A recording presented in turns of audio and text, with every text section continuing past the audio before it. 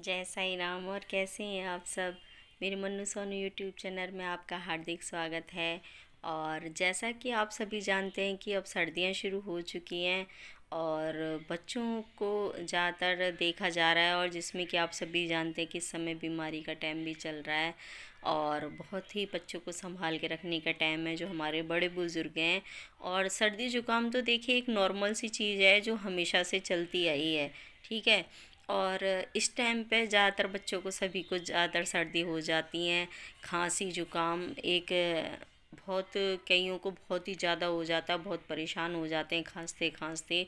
अगर घर में आपके घर में भी, आपके आस पड़ोस में किसी को भी हो सकता है, बड़ा बुज़ुर्ग हो, जवान हो, बच्चा हो, किसी को भी हो सकता है।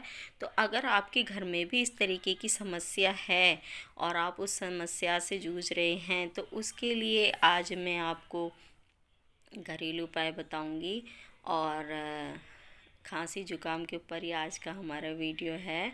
और देखिए, जो हम दवाइयाँ यूज़ करते हैं, मैं हमेशा कहती हूँ कि दवाइयाँ आप लीजिए, लेकिन सबसे पहले अगर आपका घर में ही अगर आप ठीक हो जाते हैं, क्योंकि पहले इतनी कहाँ डॉक्टर हुआ करते थे, घर घरों में ये देसी ही दवाइयाँ, मतलब देसी ही नुस्खे आज भी देखिए आप दादी नानी के नुस्खे नाम से ही मशहूर हैं।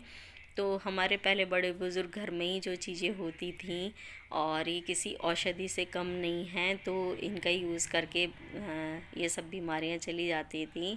और मैं इनको बहुत ज़्यादा मानती हूँ कि ये ना पता होने के कारण ही हम इसका इस्तेमाल नहीं कर पाते। अगर इसका हमें अच्छी तरीके से पता हो तो इसके फ़ायदे बहुत ही ज़्यादा देखे गए हैं। और आप विश्वास नहीं मानेंगे कि बहुत ही फ़ायदा होता है इससे।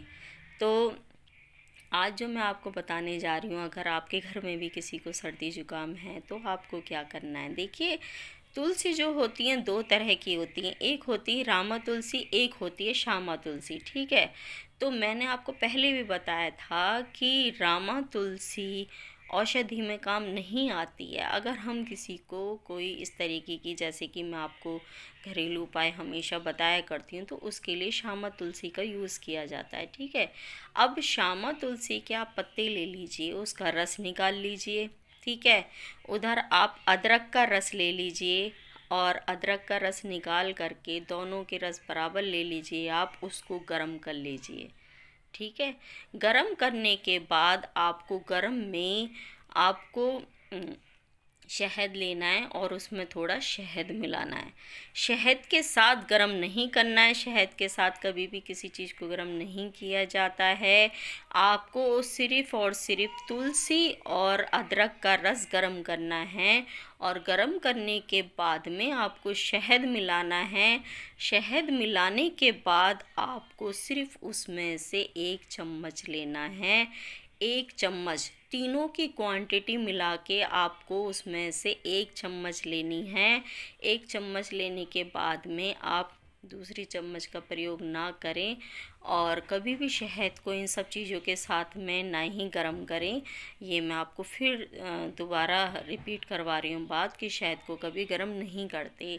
और आप देखेंगे कि आपकी सर्दी से जो जुकाम और आपको खांसी हुई है वो बिल्कुल ही बंद हो जाएगी। बहुत ही कारगर नुस्खा है और आपके बहुत ही काम आएगा। और हंसते रहिए, मुस्कुराते रहिए। हमेशा कहती हूँ मैं आपसे कि स्माइल हमेशा ज़रूरी है। मैं मिलती हूँ नेक्स्ट वीडियो में, जब तक के लिए जय साई राम।